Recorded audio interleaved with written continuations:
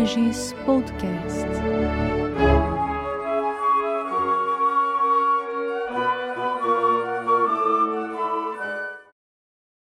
Olá a todos os nossos ouvintes, sejam bem-vindos a mais um podcast da Imagens, da Escola da Magistratura Federal do TRF da 4ª Região. Meu nome é Thaís Schilling Ferraz, eu estou atualmente na vice-coordenação dos Juizados Especiais Federais aqui na região, juntamente com o desembargador Sebastião Ogier Muniz, que é o nosso atual coordenador. Neste episódio, nós vamos falar sobre o aniversário de 20 anos dos nossos Juizados Especiais Federais. Trata-se de um momento em que muitas vivências já nos permitem refletir sobre conquistas e desafios, avaliar todo este percurso como quem assiste a um filme. E todo filme pressupõe contar uma história. Hoje conheceremos os primeiros capítulos dessa história. Para isso, eu tenho a alegria de entrevistar pessoas que estiveram presentes no início da estrada que registrou tantas mudanças na forma de trabalho da Justiça Federal e no seu relacionamento com a sociedade. Não é exagero dizer que os juizados apresentaram a Justiça Federal à sociedade. Estão comigo o primeiro coordenador regional dos Juizados Especiais Federais, o desembargador Wilson Darós, o atual presidente do nosso Tribunal Regional Federal, o desembargador Ricardo Teixeira do Vale Pereira, que foi integrante da primeira turma recursal dos Juizados Especiais Federais em Santa Catarina, o ministro recentemente aposentado, Nefe Cordeiro, que foi juiz federal aqui na 4ª Região e que nessa condição integrou a primeira turma recursal do Paraná e quando desembargador aqui no TRF4, foi coordenador dos Juizados Especiais Federais também. Eu vou iniciar as perguntas pelo desembargador Darós, mas gostaria de ouvir um pouco de cada um sobre esses temas, aproveitar um pouquinho das respectivas vivências e resgatar a história dos juizados nos seus primeiros personagens.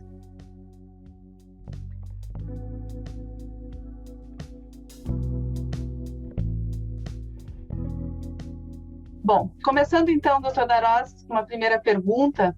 Em que momento nasceram os juizados especiais? Em que contexto nós estávamos quando surgiram os juizados? Seja muito bem-vindo, a palavra é sua. Bem, os juizados especiais federais têm que ser vistos dentro de um contexto e a partir do que foram os juizados lá no seu início.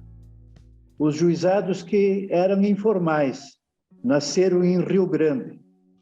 A testa deles estava os juízes de direito lá de Rio Grande, o Antônio Tanger Jardim, o Apodi dos Reis, alguns advogados, servidores e pessoas que tinham interesse em que se resolvessem aqueles pequenos conflitos que existiam naquela população mais ribeirinha, mais afastada, mais pobre e que não tinha acesso ao judiciário. E aí então, mas que também tem conflitos, que também tem que ter soluções. E essas soluções tinham que ser consensuais, porque se não fossem consensuais, é lógico que teria que ir para o judiciário e eles não tinham acesso ao judiciário. Aquela galinha que foi morta, aquele ovo que foi roubado, aquele porco que estragou uma cerca, essas coisinhas que se resolvem conversando. Assim começaram os juizados, lá em Rio Grande. Não me perguntem o ano, mas há muito tempo. Claro que depois isso se transformou, a legislação estadual veio, os juizados estaduais, eles então foram regulamentados, a Lei 9.099 de 95, enfim, todos surgiram. Mas na Justiça Federal não havia juizado. E por que não havia juizado na Justiça Federal? Não havia juizado na Justiça Federal porque o juizado tem como cômputo, como finalidade maior, a conciliação, a transação. O juizado tem que ser informal, tem que ter oralidade, tem que ter simplicidade, informalidade, mas tem que conduzir a uma conciliação. Esse é o objetivo maior de todo o juizado. E o federal não tinha. Por que não tinha? Porque os bens públicos, tanto se alardeava isso por parte dos procuradores, dos entes públicos federais, que os bens públicos não têm disponibilidade, a não ser por lei. Então, não havendo lei para isso, obviamente, não se podia ter juizado no âmbito federal. Mas estamos numa época logo depois da Constituição de 1988, que passam a surgir questões que não têm nada a ver com juizado, mas tem muito a ver com habeas corpus e competência de julgamento de habeas corpus. Isso lá nos idos de 1995, 96, por ali. Quem soluciona esses habeas corpus? A autoridade coatora, enfim, aqui uns eram do STJ, outros eram do Supremo, e os dois entes, os dois tribunais maiores, não encontravam solução. Surge o ministro da Justiça, que todos nós conhecemos, Nelson Jubim, junto com hoje o ministro do Supremo, na época diretor da AGU, que é o Gilmar Mendes, e chegam ao presidente da República, Fernando Henrique Cardoso, e dizem assim: olha, nós estamos aqui com um anteprojeto de uma emenda constitucional e que vai resolver todos esses problemas aqui ligados a esses habeas corpus em que o STJ e o Supremo não se entendem. Fernando Henrique ouve a explanação e diz a eles: mas que coisa boa! Vocês encontraram a solução. Que solução ideal, mas coisa muito bonita. É isso mesmo, gente. Mas aí ele para e diz assim: e o que isso interessa ao povo? E a população brasileira tem a ver com isso? Os dois se entreolham e dizem: presidente, muito pouco. Então, tragam algo que interesse ao povo, que eu vou incorporar a essa solução dos habeas corpus e vou encaminhar ao Congresso para ser, então, editada, eventualmente, essa emenda constitucional. Os dois saem, já se conversava na possibilidade dos juizados também irem para o âmbito federal, e eles, então, introduzem um simples artigo naquela proposta, que é o primeiro. Se os senhores olharem a emenda constitucional 22, ela tem 4 artigos. O primeiro diz: lei federal terá a previsão de juizados especiais no âmbito federal. Artigo 2º, acrescente-se às competências do Supremo, o artigo X, né? Acrescente-se, ali veio a solução que eles tinham encontrado para o habeas corpus.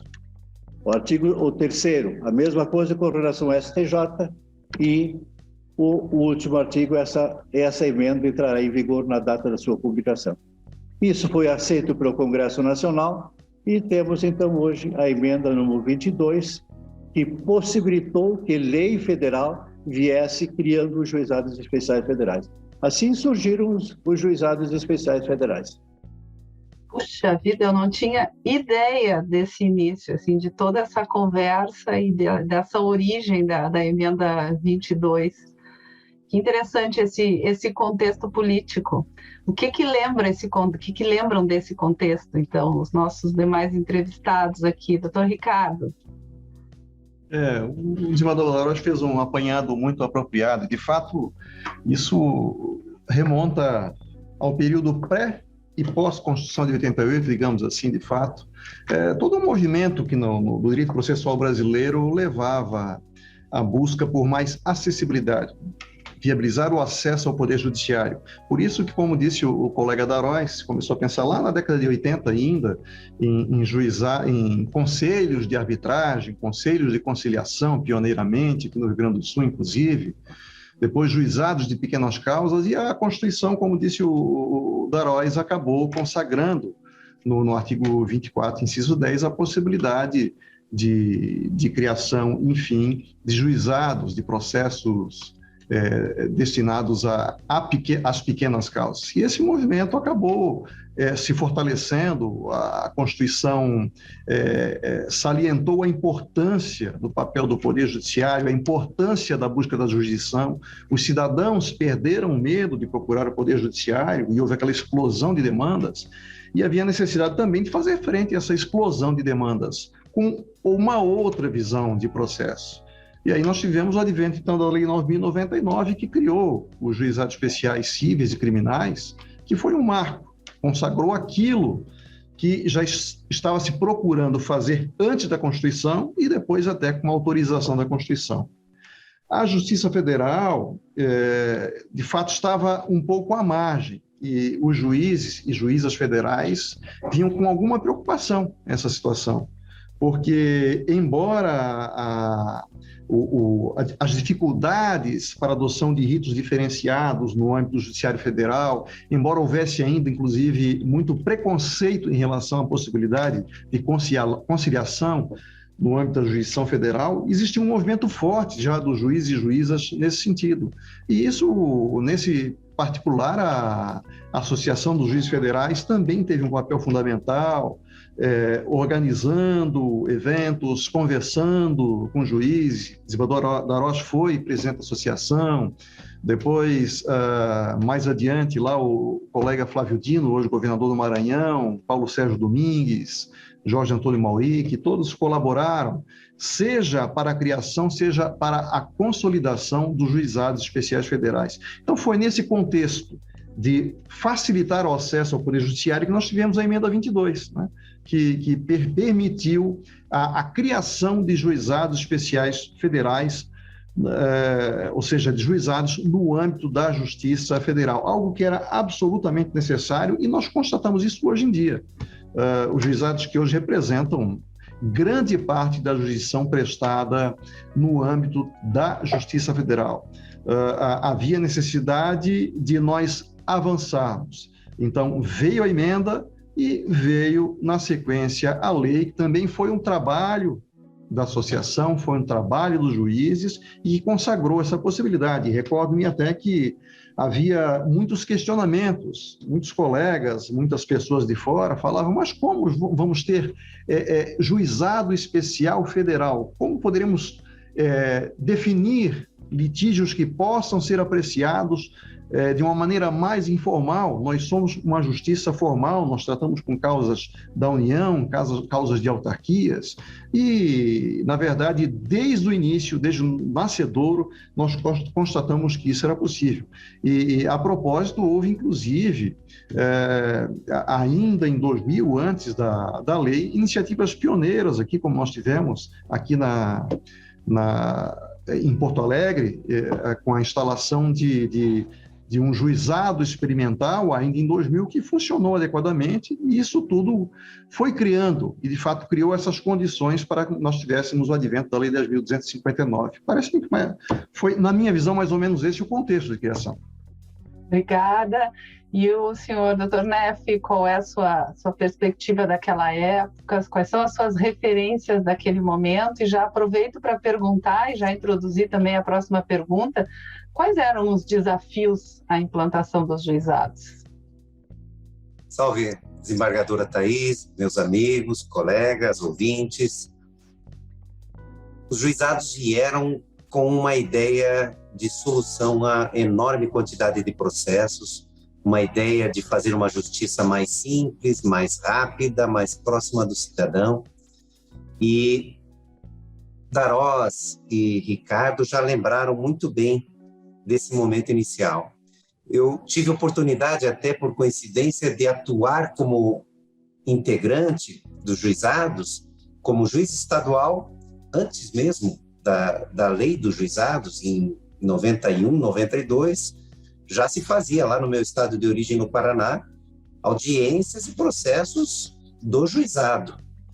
E tive a felicidade depois de ver esse movimento vindo para a Justiça Federal, foi muito bem lembrado pelo Darós, pelo Ricardo, mas sempre com essa ideia de uma solução para a demanda judicial.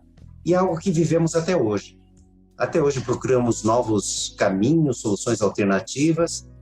Eu lembro sempre de uma frase da nossa antiga colega, primeira presidente suprema, ministra Ellen Grace, de que não dá para fazer mais do mesmo eternamente.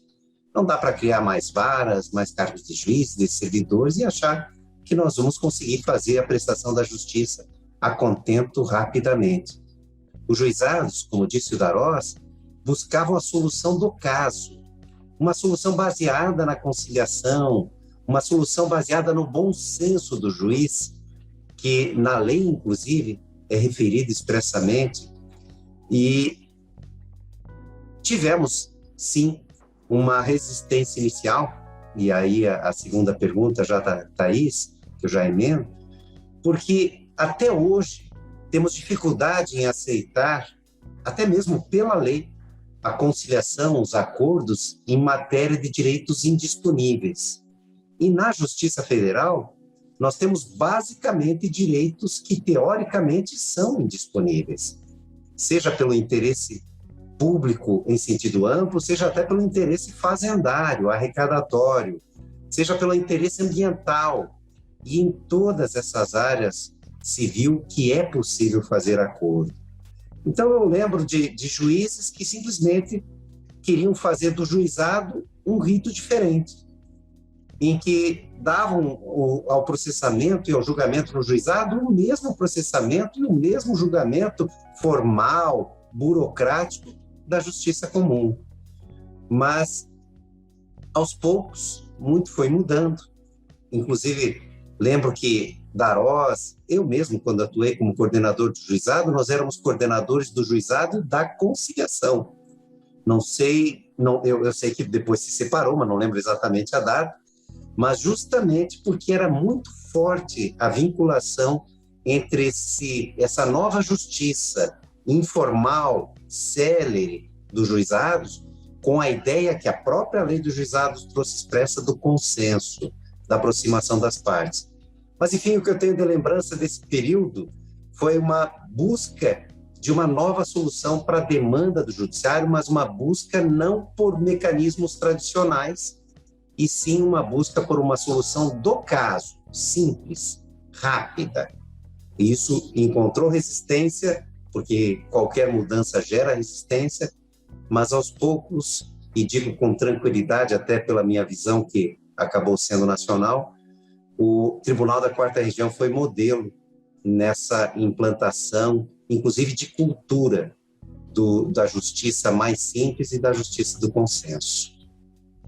Obrigada.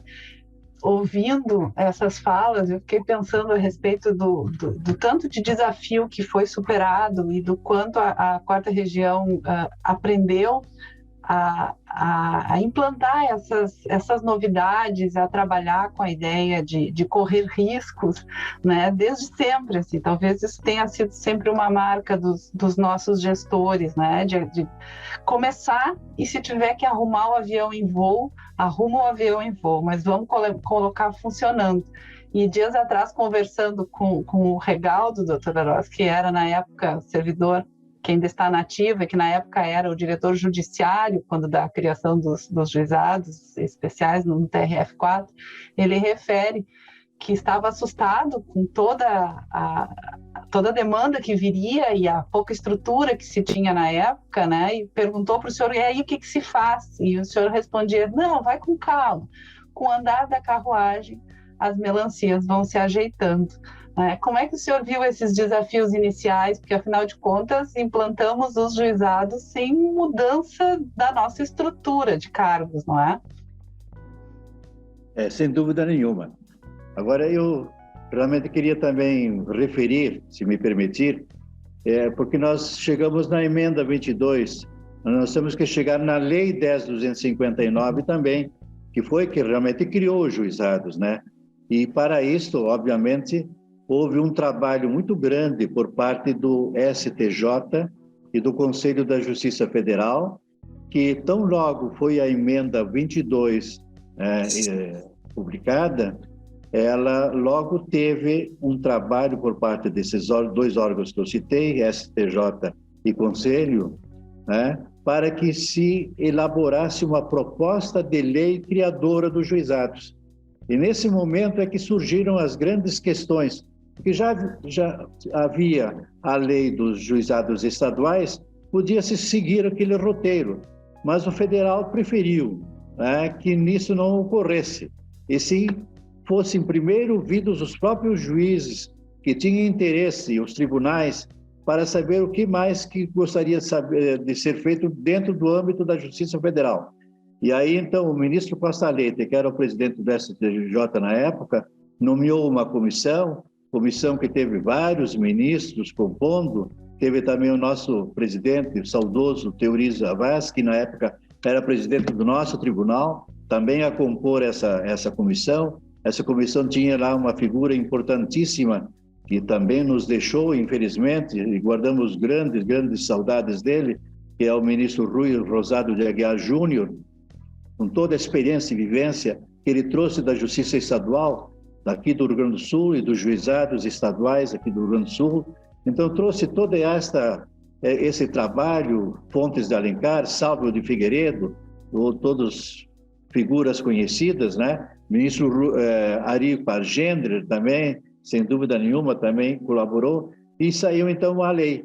Agora, dentro da lei 10.259, houve alguns debates sobre alguns temas específicos que diferenciaram da Justiça Estadual. Por exemplo, o valor da causa.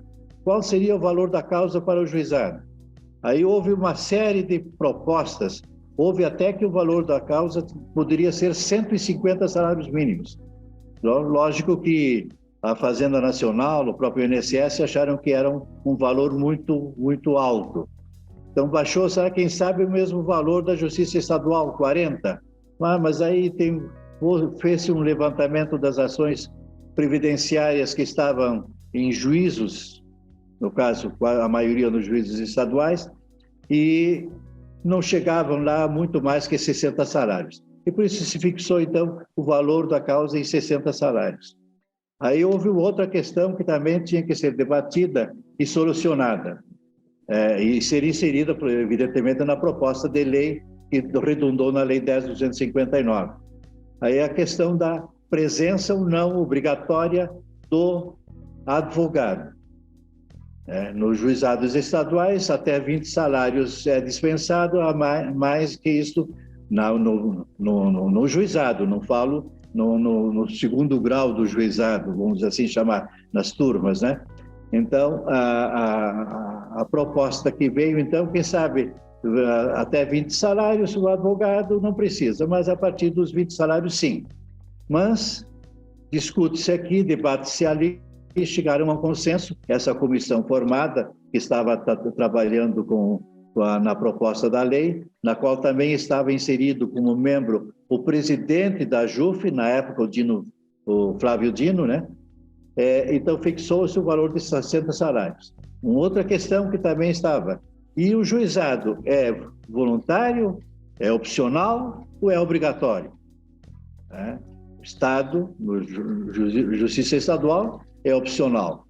Então havia também pessoas que entenderam que podia ser opcional, mas a maioria da comissão entendeu que deveria ser obrigatório, por uma série de questões, especialmente por se tratar de órgãos públicos que estariam presentes no juizado. Então, foram todas questões que foram abordadas na época e que, evidentemente, tinham que ser inseridas no proposta de lei, e a lei, realmente, a 10.259, consagrou todas essas questões. Agora, a questão também que está sendo perguntado, quer dizer, os desafios que tivemos, né, foram grandes, sem dúvida nenhuma. Muitos e muitos desafios para, depois da lei aprovada, né, poder implantar. Estabeleceu-se uma vacatio legis de 6 meses. E ali se constituíram algumas comissões mais. E 3 comissões importantes que foram estabelecidas. Uma delas era para formular os fluxogramas do procedimento, dos processos do juizado federal. A outra comissão, nessa comissão estava a Barbizan, estava o Walter Nunes, estava o Santos Neto, da 3ª região, e eu coordenava, né? A Barbizan, a Simone Barbizan era aqui da nossa 4ª região. E tinha mais um que era de Santa Catarina, esqueci o nome. Bem, e a outra comissão, que era a mesma, fazer, então, formulários padrões. Vocês não imaginam, nós fizemos isso por uma razão singela. No juizado havia a proposta que não precisava advogado. Então, quem haveria de fazer a petição inicial, enfim, todas essas questões. Seria um servidor que atenderia a parte fazer sozinha. Então, seria uma forma de auxiliar a quem ia fazer essa atividade. Inclusive, se fez modelo de padrões, né, de despachos, de sentenças, de uma série de coisas que é a própria atividade do juiz, apenas como orientação, nada para ser estabelecido dessa maneira. Também se fez as fases.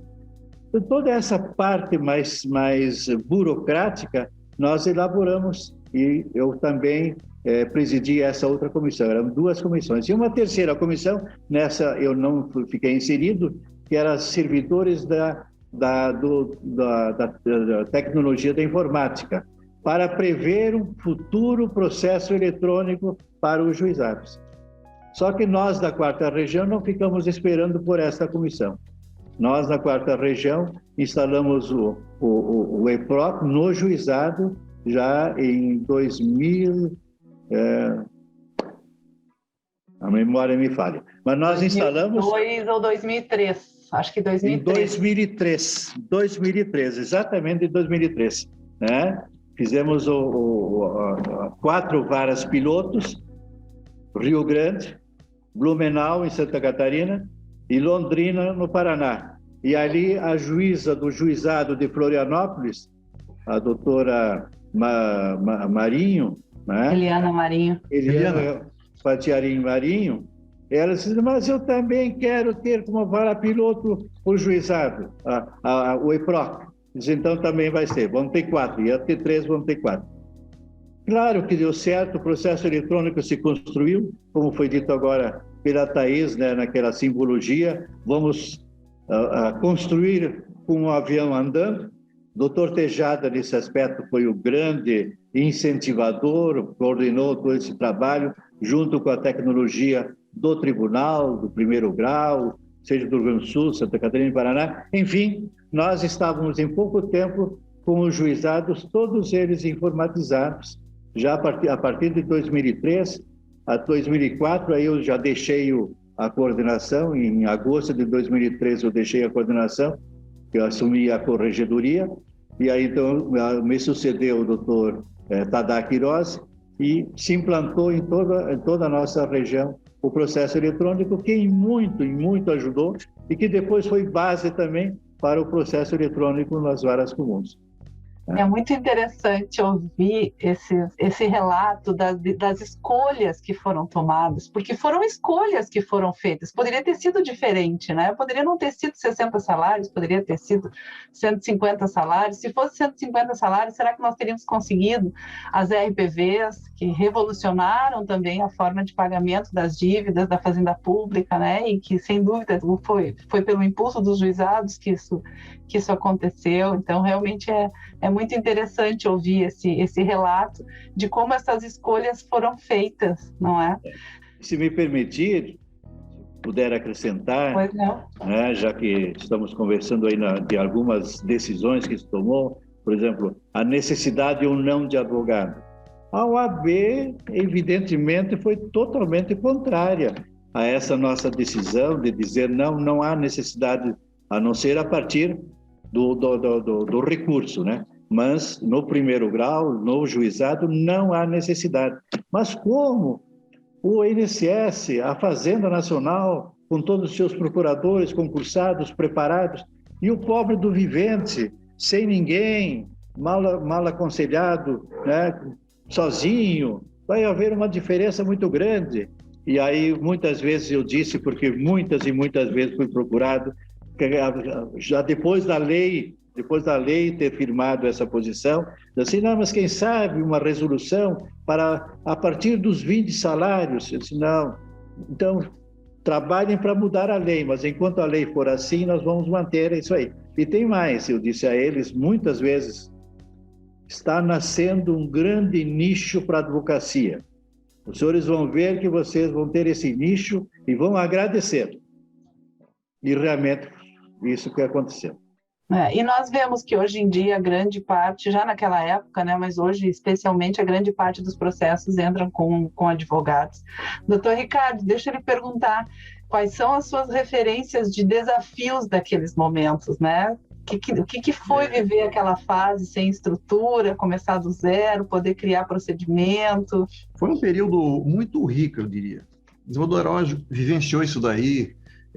Ainda em dezembro foi escolhido como coordenador geral dos juizados, e o tribunal, aproveitando aquela vacácio, se estruturou para implantar, e de fato já no comecinho de janeiro, acho que foi 14 de janeiro, tivemos a implantação dos juizados aqui na nossa região. E já foi dito, o ministro da FTIC, o desenvolvedor Herói já disse, na verdade nós procuramos sempre fazer, isso é próprio da Justiça Federal, é próprio aqui da 4ª Região, procurar implantar, procurar desenvolver as iniciativas, ainda que com alguma dificuldade. No começo foi assim com o processo eletrônico também, e foi assim com os juizados. Nós tratamos da implantação sem ter estrutura, nós não tínhamos cargos para isso. Em Santa Catarina, por exemplo, tive o prazer de ser integrante da primeira composição, da primeira turma recursal de Santa Catarina, e nós não tínhamos qualquer estrutura. Então foi feita reunião com a direção do foro, o desenvolvedor Pamplona participou na ocasião, os colegas Celso Kipper e Osni Cardoso, que vieram integrar a turma também, e houve muita compreensão por parte de todos os juízes e juízas. Ou seja, cederam servidores, cederam funções, e nós criamos uma estrutura mínima, mas mínima, de apoio para que pudéssemos trabalhar. E nós trabalhávamos, porque a lei que criou os cargos definitivos veio em 2012 somente. Nós trabalhávamos acumulando a jurisdição com a vara.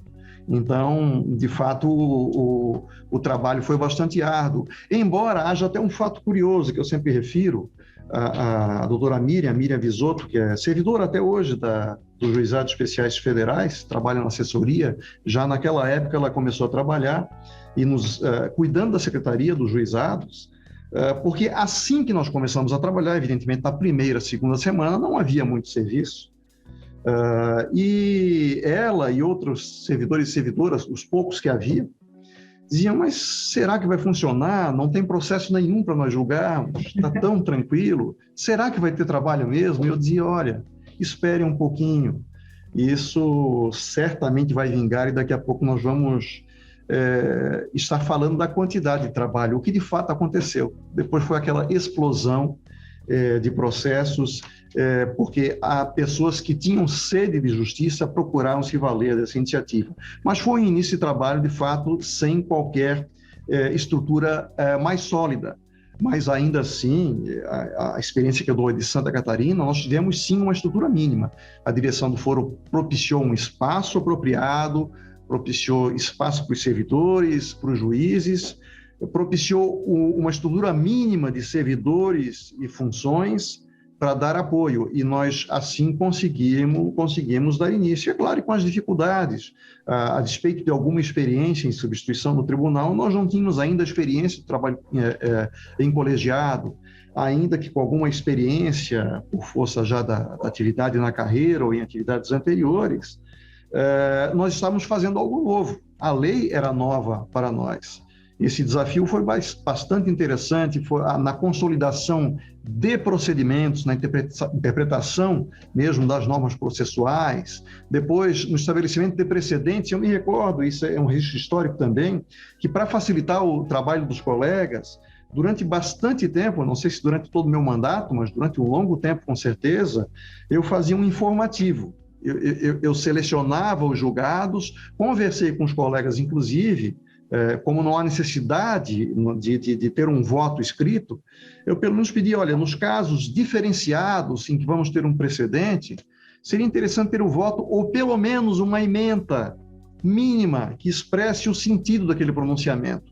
E com base nesses pronunciamentos, eu editava todas as semanas um informativo, acrescentando novos julgados e divulgava para os colegas para facilitar o trabalho dos colegas da turma recursal e para facilitar também o trabalho dos colegas que julgavam processos nos juizados. E aqui também um registro muito especial eu gostaria de fazer em relação à turma nacional. Tive também o prazer e a honra de ser integrante da primeira composição da turma nacional. Semana passada, Mês passado estava em Brasília, numa reunião do Conselho, passei pela frente do memorial e vi lá a foto. Estava lá o ministro Milton Luiz Pereira, o primeiro presidente, grande referência da magistratura também, e eu, a desembargadora Vivian e outros colegas de outras regiões, na primeira sessão da Turma Nacional. Também foi outra experiência muito enriquecedora ter participado não só da primeira Turma Recursal em Santa Catarina, como da primeira composição da Turma Nacional de Uniformização. Obrigada, doutor Ricardo. Essa retomada de quem estavam nessas funções iniciais é algo que a gente precisa fazer sempre, assim, para conseguir até resgatar um pouco da história da Justiça Federal, porque a gente resgata essa história a partir das pessoas que viveram, né, as primeiras experiências, da forma como elas vivenciaram e as decisões que elas precisaram tomar naqueles momentos, o quanto elas foram fundamentais para aquilo que hoje a gente tem em termos de juizado. Eu lembro de algumas decisões iniciais, algumas conversas com o doutor Darós, a preocupação que ele nos trazia, por exemplo, qual é a necessidade de admitir determinados tipos de recurso, né? Não precisamos começar a abrir a possibilidade de recurso se a lei não previu o recurso. Por que nós vamos começar a fazer interpretação ampliativa?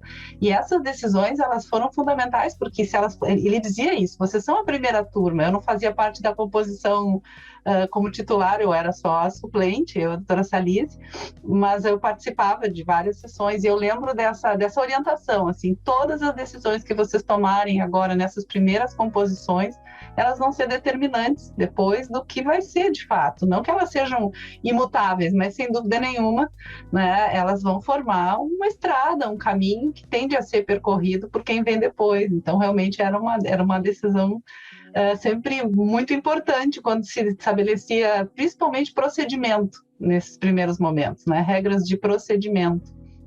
Doutor Neff, queria lhe ouvir em relação à sua experiência também, um pouco na turma do Paraná, e um pouco também sobre que lições o senhor acha que pode trazer dessa caminhada pelo juizado, seja na fase lá como integrante da turma, seja como coordenador depois, para quem hoje está à frente dos juizados, para os magistrados que estão atuando aí no dia a dia, né, para o nosso sistema de juizados especiais federais. Olha, Thaís, colegas, primeiro foi uma alegria, foi uma honra ter integrado a primeira turma recursal do Paraná, sob a coordenação, liderança do nosso desembargador Darós, e estavam comigo Joel Paciorni, que é ministro do STJ, e Álvaro Junqueira, que deixou saudades a todos nós.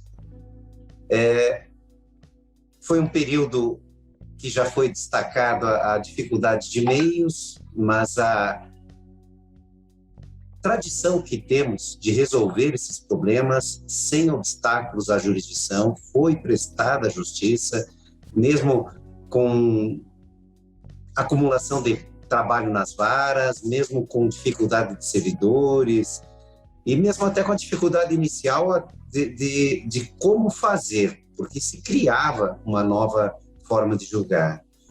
Mas eu aproveito até uma observação tua, desembargadora Thaís, para comentar esse segundo gancho de lições, caminhos, aprendizados por esse juizado.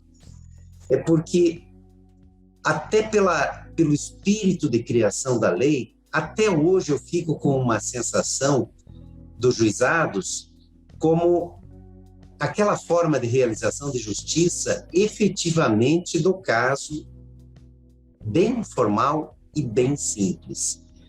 E isso é uma solução que precisa ser sempre pensada até como orientação, porque nós, do meio jurídico, tendemos ao formalismo.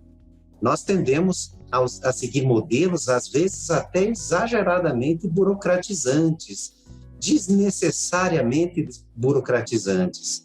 E o juizado abria as portas para uma nova forma de pensar em julgar o caso, rapidamente, com acordo, dando a solução para o caso, sem nos preocuparmos tanto com a forma e até mesmo, me perdoem os que pensam diferente, a beleza do direito é a diferença, mas até mesmo sem tanta preocupação com a uniformidade. com os precedentes. A justiça do juizado não é para ser uma justiça igual em todo o país. Não é, talvez, até uma justiça para ser igual em toda a região. É a justiça para ser igual na briga de galinhas que o desembargador Darós comentou, lá em Rio Grande.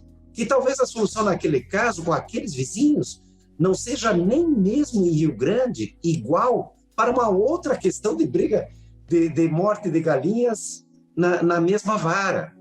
Se confiou na lei do juizado no juiz. Se confiou num julgamento razoável para o caso. E aos poucos eu fico, às vezes, desembargadora, com uma sensação até um pouco triste, acho que eu estou ficando velho, já dá nostalgia, mas um pouco triste de ver uma burocratização, uma formalização que não sei se é ideal. Eu prefiro, como fazia o desembargador Darós, não criar novos recursos para o juizado. E hoje em dia nós estamos incorporando praticamente todos os recursos no juizado. Eu preferia um juiz de turma recursal que visse na decisão do colega algo como razoável ou não razoável. Não algo para ficar se preocupando em detalhes da forma de correção monetária, detalhes de que não seguiu aquele caso exatamente o precedente anterior da turma. Porque eu não sei se é a mesma situação lá na briga de galinha. É claro que eu sei que na Justiça Federal o exemplo de briga de galinhas não é tão próprio, mas nós temos muitas situações, sim, casuísticas. E então, o grande aprendizado que eu tive do juizado, que trago até hoje num tema que me é especialmente caro e que eu sei que a desembargadora Thaís está à frente, que é a questão da conciliação, é de que a justiça não é sinônimo de formalismo, não é sinônimo de burocracia. E se nós podemos fazer uma justiça mais simples, mais rápida, eu prefiro essa justiça do que uma justiça que chegue ao Supremo Tribunal Federal, depois de 20 anos. Então, eu acho que essas lições do juizado até hoje são muito úteis. Assim como tenho muito orgulho da especialização, da profundidade dos julgamentos nos juizados, nas turmas recursais, nas turmas de uniformização regional e nacional, eu me preocupo um pouco com a transformação dos juizados num simples rito diferente. Juizado não é rito. Juizado é uma nova visão de justiça, na minha visão. E volto a dizer, estou acostumado, todos estamos, a ficar vencido. Então, apenas trago essa provocação, porque, só como um exemplo, o Marinoni, que é um grande processualista civil, chegou a dizer que os juizados podiam ser o momento de acabar com o dogma do duplo grau, não ter nem recurso. E aí se criaram recursos taxativos, específicos e poucos. E hoje em dia nós estamos chegando ao Supremo Tribunal Federal para discutir a morte da cadela pretinha, vestido manchado em tintoraria, isso resolvido na Suprema Corte, ainda que com repercussão geral, porque se dá uma justificativa de precedente para a fixação do valor do dano moral. Enfim, eu acredito nos nossos juízes e acho que o juizado foi um caminho demonstrador de que a justiça pode ser feita sem tantos recursos, sem tanta burocracia.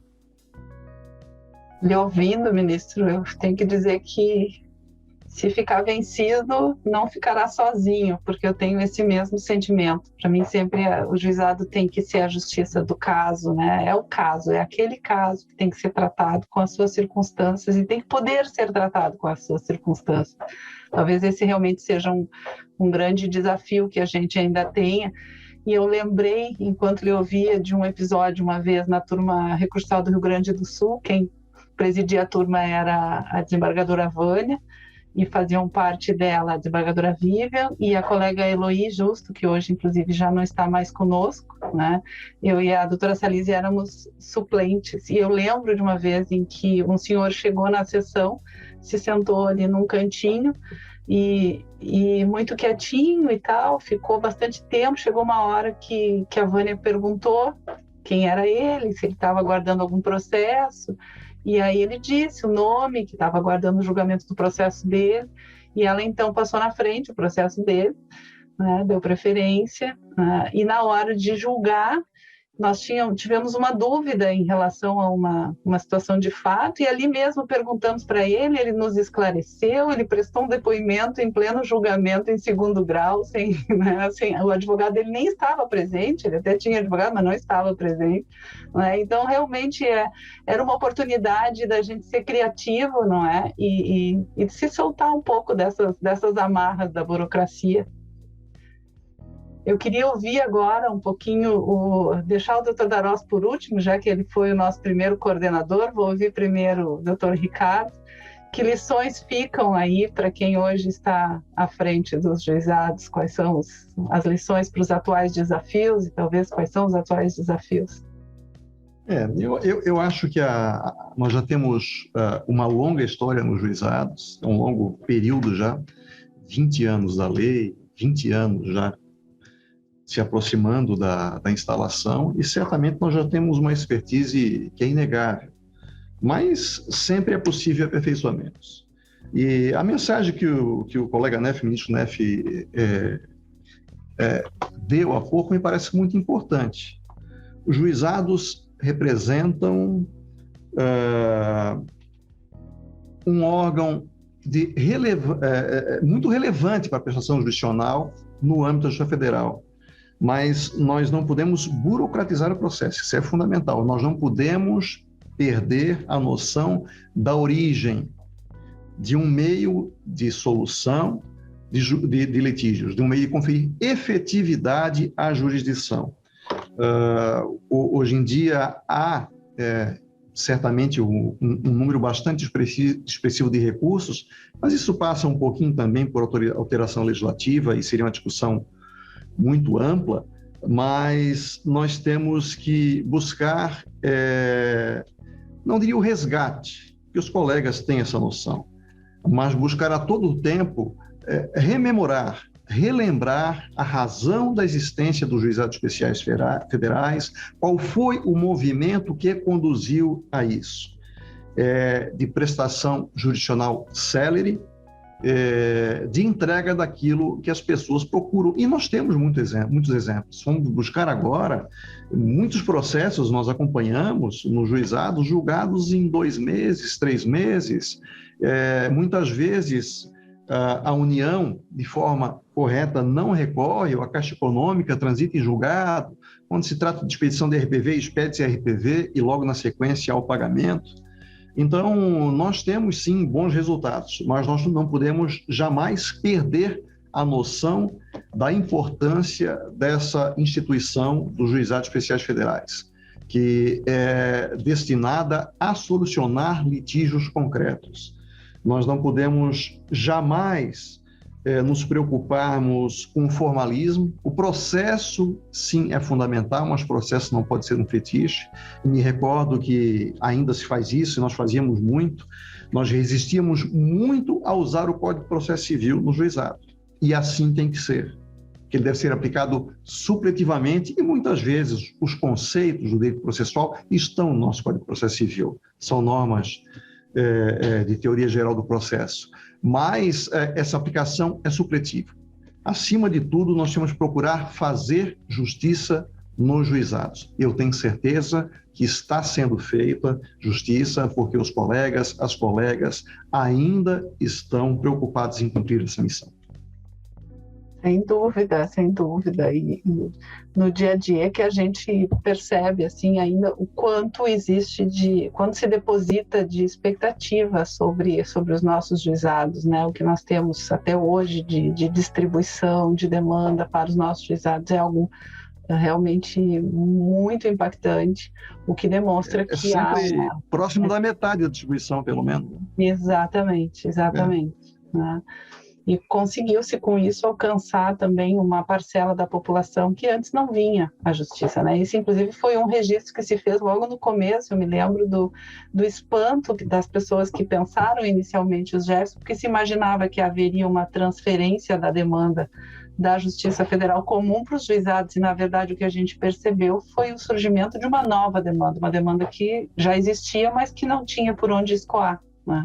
Daí a importância dos GEFs, que talvez aí vale a pena deixar a discussão, o que se precisaria fazer é repensar um pouco a competência quando ela acaba sendo muito equivalente à competência da justiça comum, acaba se julgando rigorosamente as mesmas questões, né, em matéria de direito material, e aí sob condições diferentes. Eu acho que isso é que ainda gera um certo debate aí, e que talvez merecesse um cuidado diferente. Desembargador Darós, queria lhe ouvir agora. Suas lições, suas recomendações para quem hoje está à frente dos juizados. Bem, eu quero voltar ao que o ministro Neff acabou de dizer e que foi secundado pelo nosso presidente Ricardo, que é a questão da informalidade. Deixar um pouco o Código de Processo Civil. Isso me lembra um fato que eu não queria deixar de referir nesse nosso encontro. Eu fui visitar no Paraná o Dr. Roberto Bacelar, um ícone dos juizados. Lá fui eu conversar com ele sobre os juizados para trazer essa filosofia dos juizados para os nossos juizados que estavam sendo instalados. E aí eu me lembro que ele estava sentado no gabinete, um gabinete pequenininho, e ele estava com a prateleira, e uma prateleira tinha o Código de Processo Civil. Aí ele pegou o Código de Processo Civil de lá, trouxe para a mesa e disse assim para mim: Darós, isto aqui no juizado não jogou, mas fez o gesto. De que é jogar no lixo. Lixo. Né? O juizado é simplicidade, é oralidade, é informalidade, busca-se a conciliação. O código até pode ajudar eventualmente, mas não pode ser o fim. O ministro Rui Rosado, conversando com ele diante de um fato que aconteceu, ele disse para mim assim: Darós, quanto menos regulamentações forem estabelecidas, melhor para o juizado. O juizado é informal, o juiz vai conduzir. O ministro Neff acabou de dizer isso. O juiz é que vai solucionar, o juiz vai resolver as questões na hora. Coisas boas que eu vi, e vi tantas, nesse meu período em que eu estive na coordenação dos juizados. Eu estou um dia assistindo uma audiência e no final da audiência foi solucionada por uma conciliação. O senhor, era um senhor que era o que estava reclamando, que estava solicitando, que era o autor, ele levanta, porque a gente distribui e entregava a cópia da ata. Lembro disso, vocês devem estar lembrados. Ele pegou aquela cópia, levantou e disse assim: está resolvido o meu problema. Mas aquilo foi uma coisa profunda, aquilo me marcou muito. Algo assim que veio de dentro, espontâneo, e isso é bom, é isso que é o juizado. Uma coisa que eu acho que deve ficar no juizado, os juizados, é a mudança de perfil dos juízes. O juiz federal, há uns anos, ele era considerado juiz de gabinete, porque ele não fazia praticamente audiência. Aquele dispositivo do Código de Processo diz assim: tem que propor a conciliação das partes. Aquilo era mero procedimento, sem nenhuma fundamentação, nada, não havia insistência nenhuma, não. Agora veio o juizado, e o juizado tem como objetivo alcançar a conciliação. E o juiz, então, hoje, é um juiz não mais de gabinete, e sim de sala de audiência. Isso é muito importante, essa alteração, essa mudança. Quer dizer, a mudança de conceito, a mudança de comportamento, a mudança que tem que haver por parte dos juízes. No mais, para finalizar minha intervenção, eu só posso ficar muito feliz, muito alegre de saber que os juizados, praticamente 50% das ações são juizados hoje, no Brasil inteiro, na 4ª região, com toda certeza. E que deu certo. Os juizados deram certo e vão sempre continuar dando certo. Por quê? Porque eles são feitos e foram feitos por juízes interessados, dedicados, que se sacrificam e que têm o máximo interesse que dê certo. Mas não só o juiz, os servidores também estão ali. E nós conseguimos, com o trabalho dos juízes, também motivar os procuradores dos entes públicos. Não são todos, mas boa parte deles reconhece a necessidade de haver a conciliação, que é bom para todos. É a melhor solução para qualquer litígio, porque a sentença, isso vocês já conhecem, já ouviram 500 vezes, a sentença resolve o processo, mas a conciliação resolve o problema. Muito obrigada. Eu teria muito ainda a perguntar, são tantas curiosidades sobre os desafios daqueles primeiros momentos, sobre os desafios de hoje, mas eu acredito que nós tenhamos conseguido resgatar aqui um pouco da vivência daquela fase e também produzir muitas reflexões. Outras oportunidades com certeza surgirão. Eu quero agradecer, em nome da Coordenadoria dos Juizados Especiais da 4ª Região, a presença de todos os senhores aqui e cumprimentá-los também pela beleza do trabalho que tiveram à frente aí das suas missões no início dessa trajetória dos Juizados Especiais Federais. Muito obrigada.